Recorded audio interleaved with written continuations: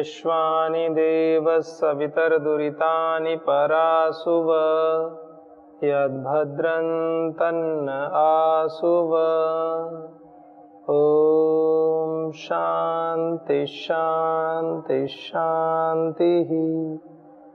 ॐ श्री परमात्मने नमः। ॐ श्री गुरुभ्यो नमः। ओम सबको नमस्ते।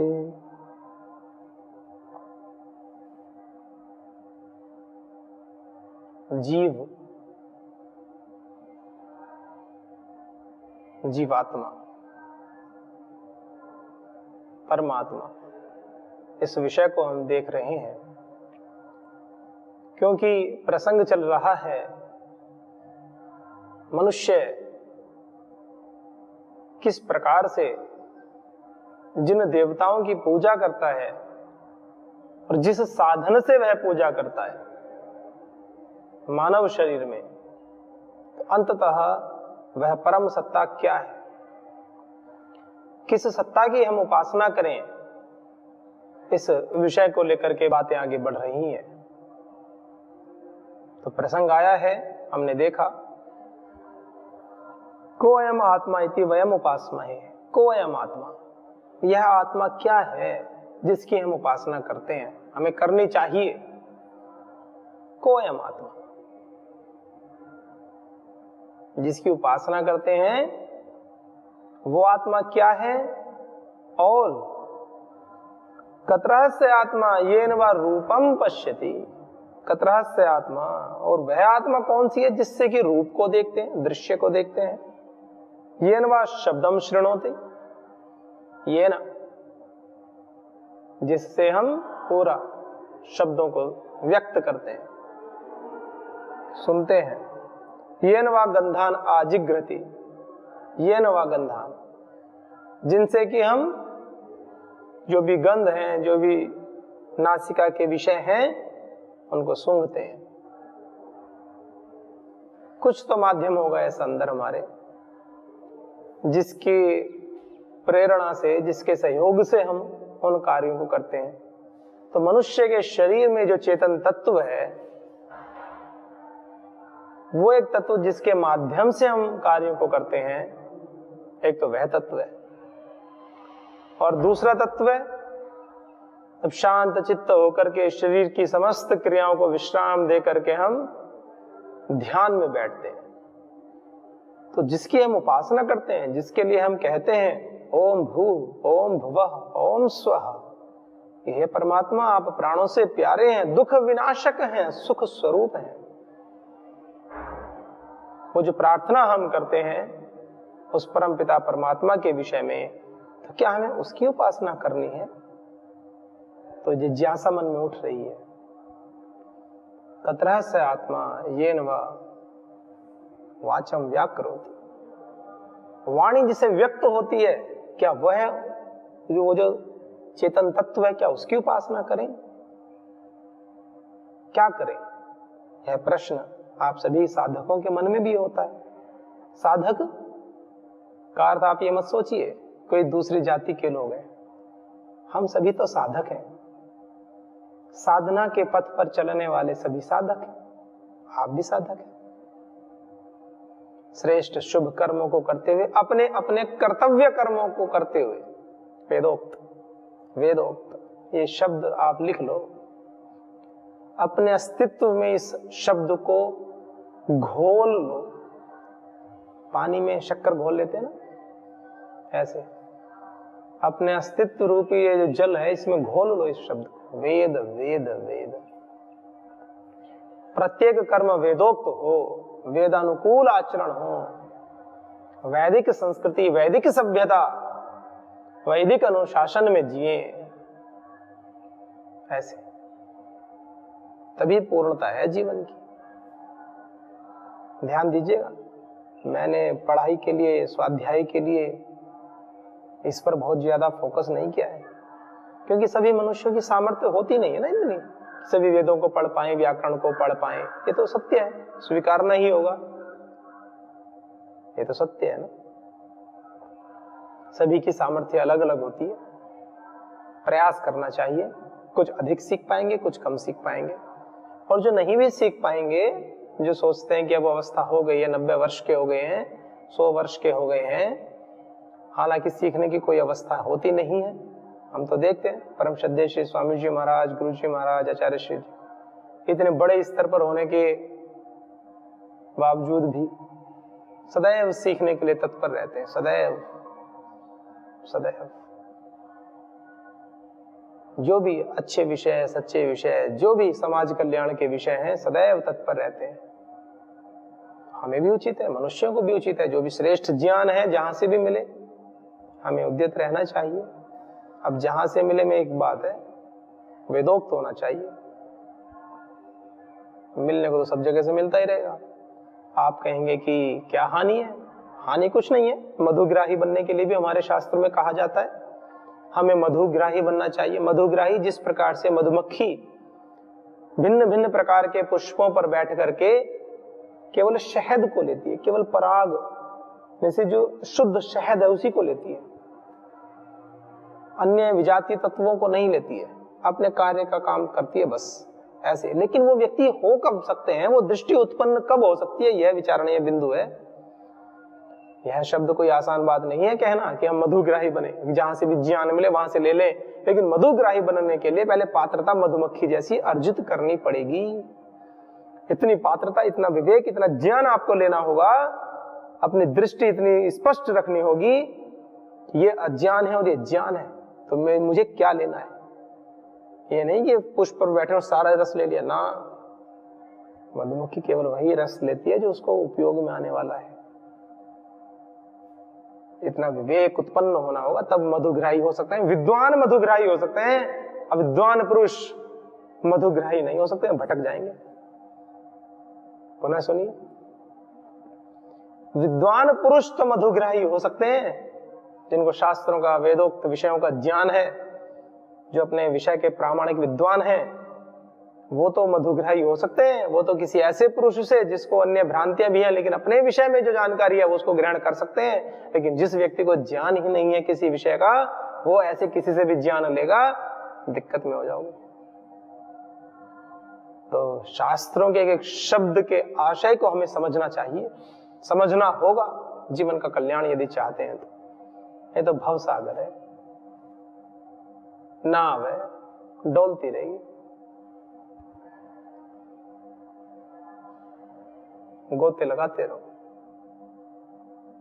तो इसलिए वेद, इसको अपने जीवन में घोल लो।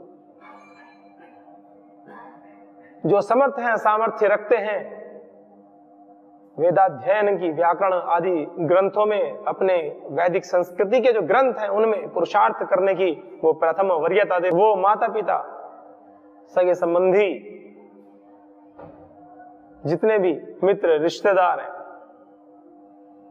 स्वयं अपनी संतानों को और अपने परिचित जो भी हैं उनकी संतानों को भी यही प्रेरणा दें, सर्वप्रथम वरीयता वैदिक शास्त्रों को दें, वैदिक संस्कृति के जो ग्रंथ हैं उनको दें।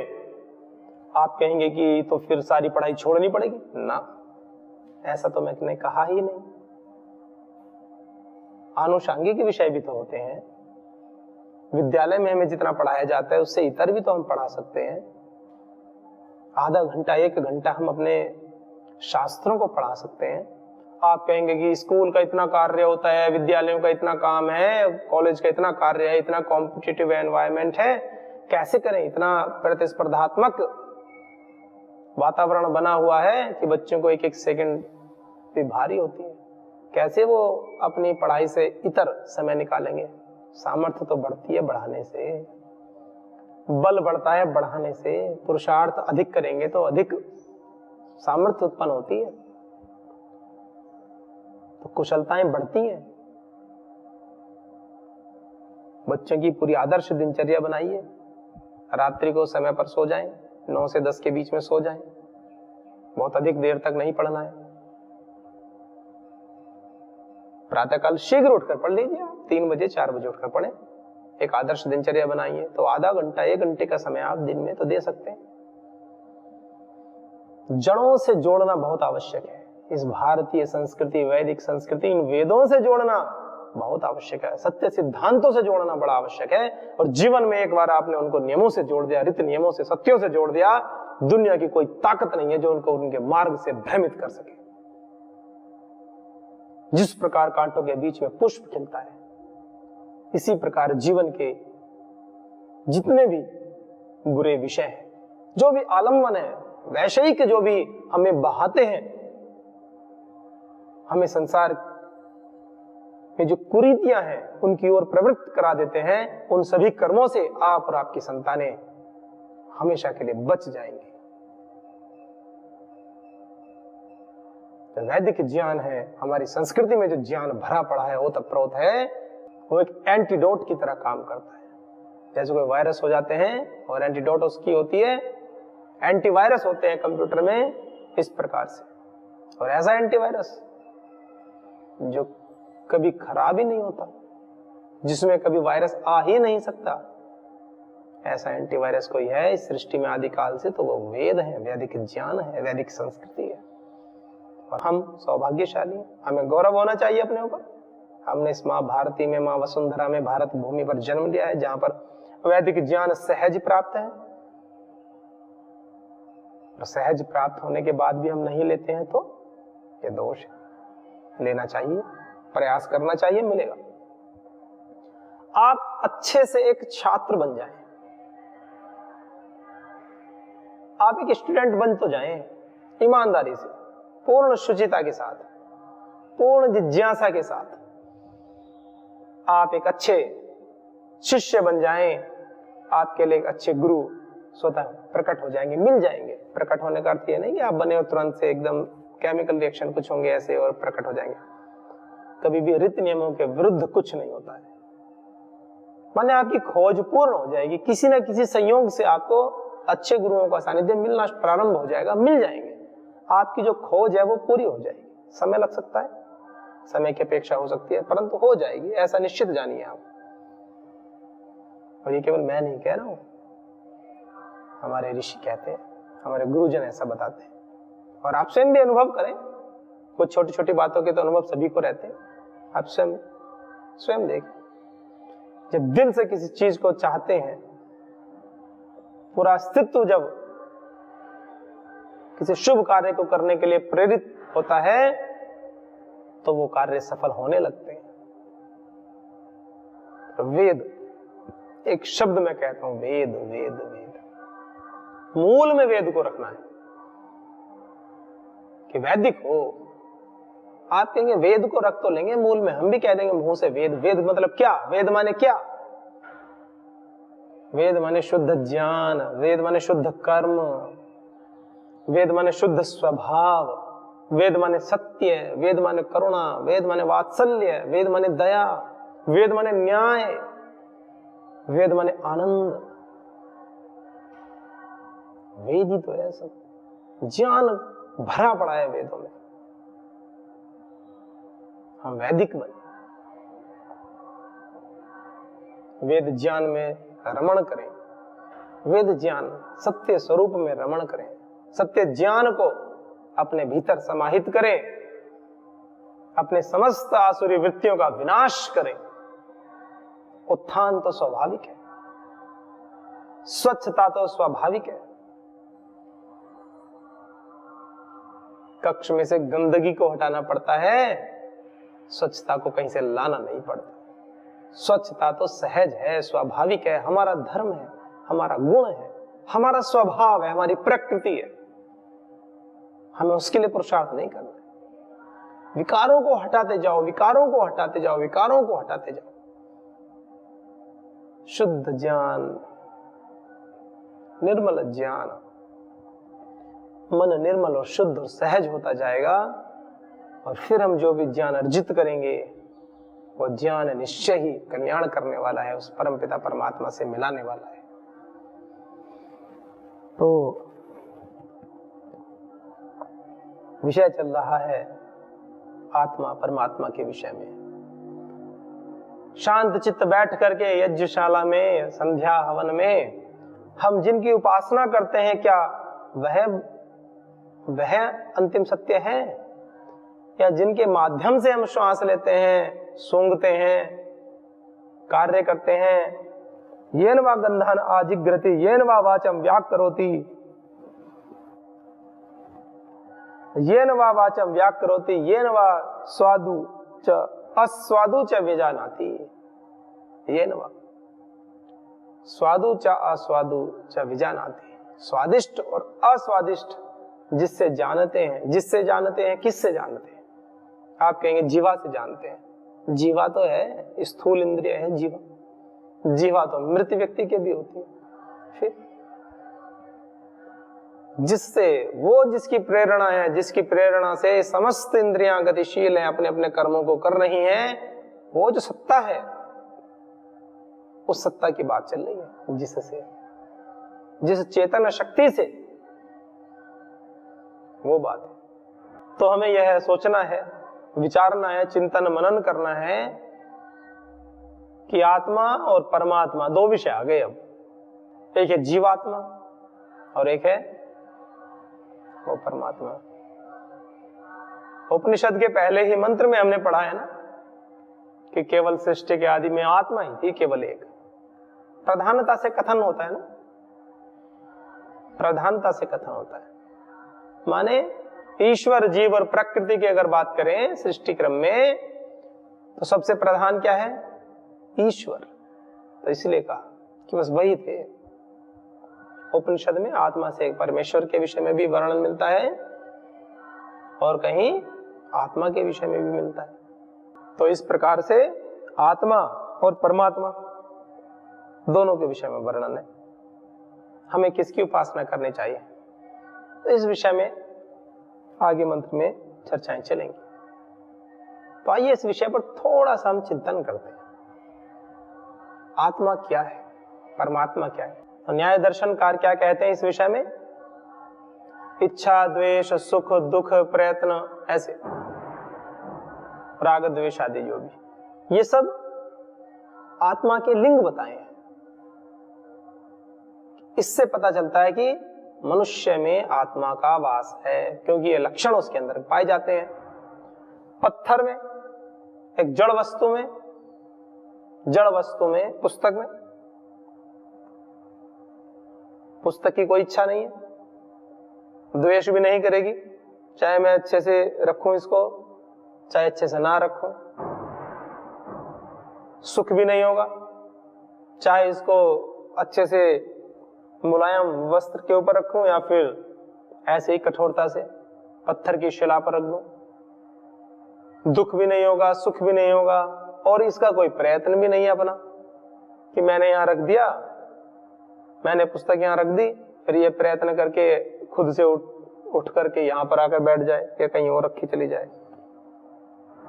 ये सब चेतनता को दर्शाते हैं कि जिसके अंदर, जिस मनुष्य के अंदर, जिस प्राणी मात्र के अंदर इस प्रकार की जो क्रियाएं हैं वो पाई जाती हैं, वह चेतन है, उसमें आत्मा का वास है। वृक्षों को देख लीजिए, प्रयत्न करते हैं, बढ़ते हैं, तो इस प्रकार से, हाँ वो अवस्था सुषुप्ति की है, वो एक अलग विषय है, लेकिन उनके अंदर ये सब बातें, गुणधर्म पाए जाते हैं, तो चेतन है। पत्थर में यह लक्षण नहीं है, इसलिए उसको जड़ कहा गया है। ये तो एक चेतन आत्मा की बात हुई जो शरीर में होती है। एक तो वो आत्मा है, उस आत्मा के माध्यम से हम सुनते हैं, उस आत्मा के माध्यम से, उसकी प्रेरणा से, उसकी पावन उपस्थिति में ये समस्त इंद्रियां कार्य करती हैं। एक तो यह बात स्पष्ट हो गई आज। दूसरी बात, अब उसकी उपस्थिति में ये कार्य करती हैं, लेकिन जब शांत बैठ करके ये इंद्रियां उसकी उपस्थिति में, उसके मार्गदर्शन से, फिर पूजा किसकी करती हैं? कोयम आत्मा वयम उपासमहे। कौन वो आत्मा है जिसकी हम उपासना करते हैं? हम कौन? हम सारी इंद्रियां, पूरा संघात, समस्त जीवात्मा सहित समस्त इंद्रियां बैठ करके हम उपासना किसकी करते हैं? किसकी उपासना करते हैं हम? उसकी बात आ रही है। कोयम आत्मा वयम उपासमहे, वो वाली आत्मा कौन सी है? तो वो वाली आत्मा वह आत्मा है जो उपनिषद के पहले मंत्र में आया था, ऐतरेय उपनिषद में, आत्मा वाइदम एक एव अग्र आसीत्, केवल एक आत्मा ही थी। वो कौन है? वो परमपिता परमात्मा की बात चल रही है। परमपिता परमात्मा, और वो कैसा है? वो सच्चिदानंद स्वरूप है, वो सत्य चित और आनंद है। और ये जो जीवात्मा है, यह कैसा है? येन वा वाचम व्याकरोति, येन वा गंधम आजिघ्रति, येन वा, ये कैसा है? ये सत्ता है, चित्त है, चेतन है, पर क्या आनंद स्वरूप भी है? इस गुण में भेद हो गया।